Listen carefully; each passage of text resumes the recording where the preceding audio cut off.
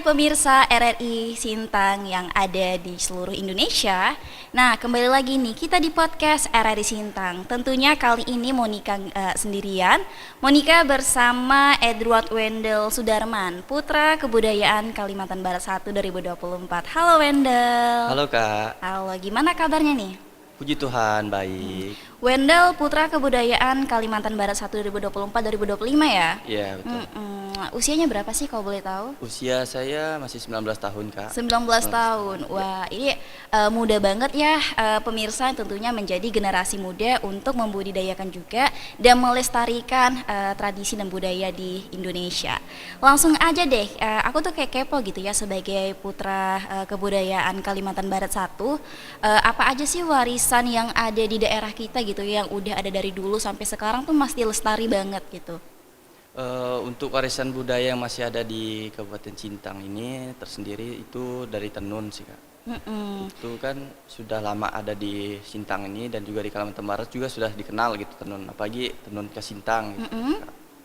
Termasuk yang Wendel pakai sekarang ini ya? Iya betul. Oke, ini kalau boleh tahu itu tenunnya dari apa tuh Wendel?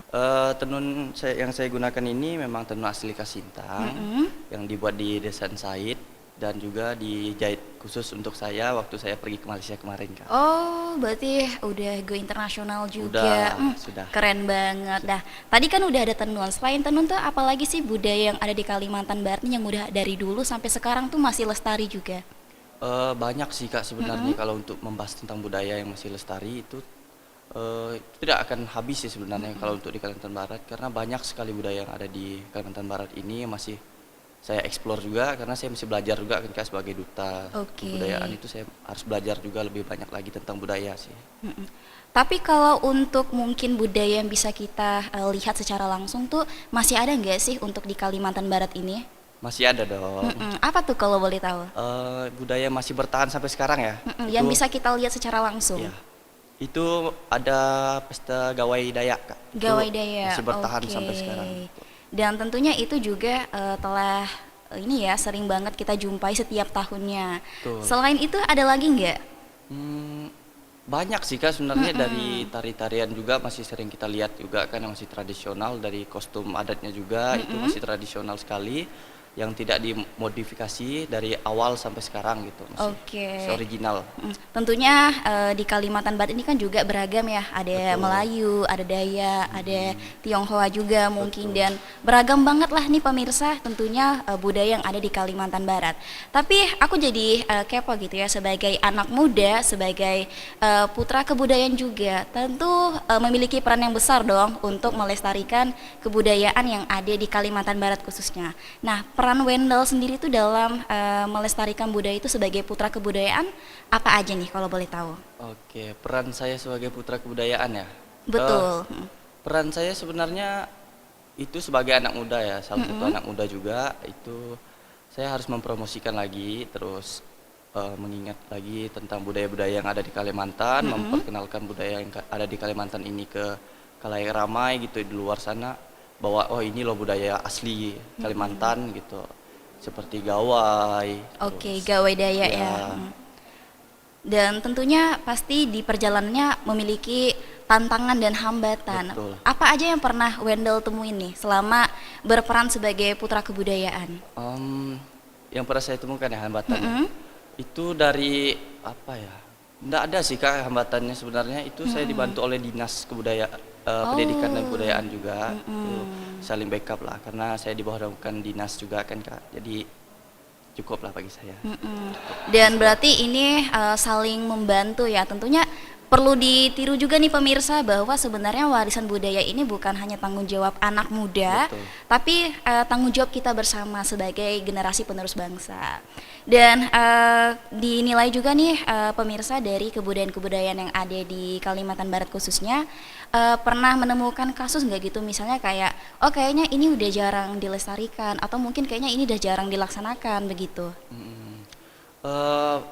Itu juga banyak sih Kak sebenarnya, karena seperti yang kita tahu kemarin efek COVID itu sangat berdampak sekali ya pada budaya kita ya kan, karena teknologi juga semakin maju pada waktu COVID itu kan, di mana kita juga belajar harus menggunakan teknologi sampai jarang bersosialisasi gitu. Betul. Itu berdampak sekali sih untuk budaya sebenarnya.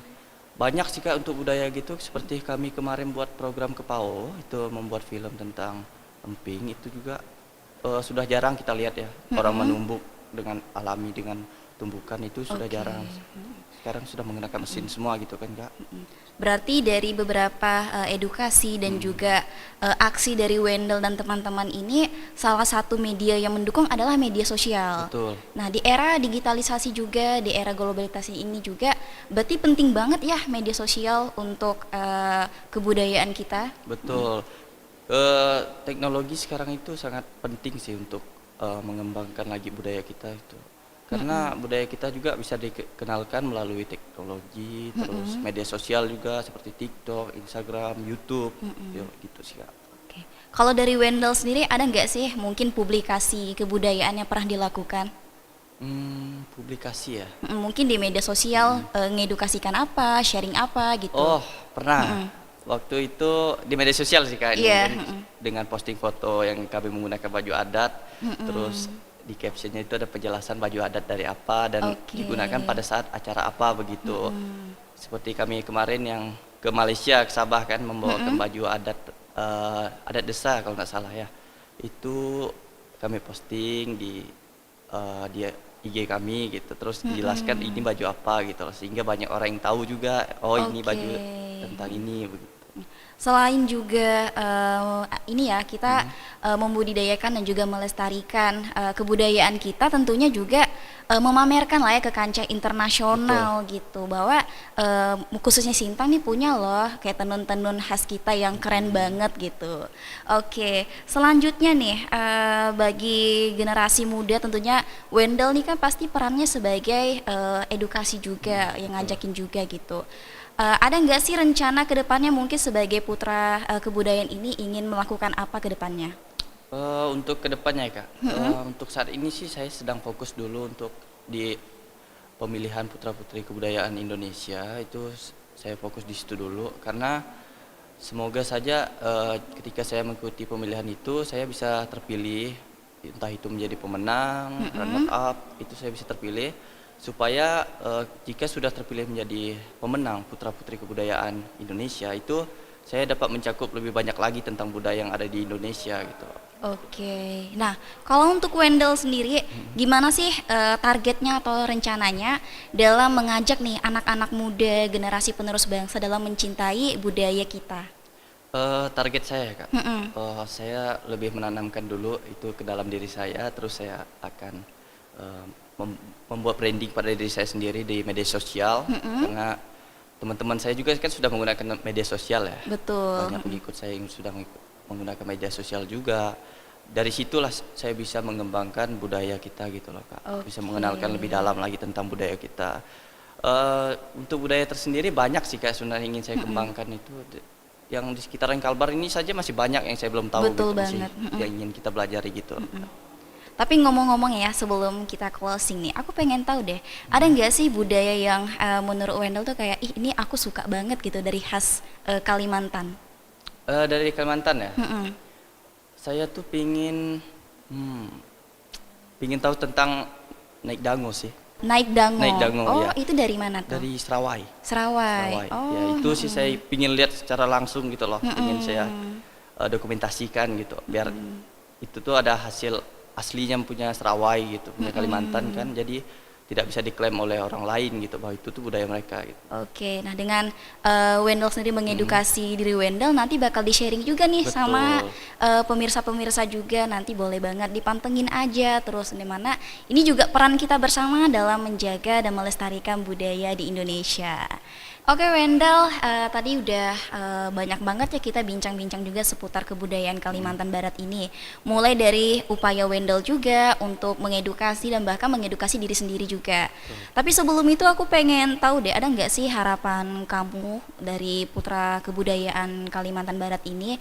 Mungkin dari sisi edukasi, dari sisi kolaborasi dan lain sebagainya.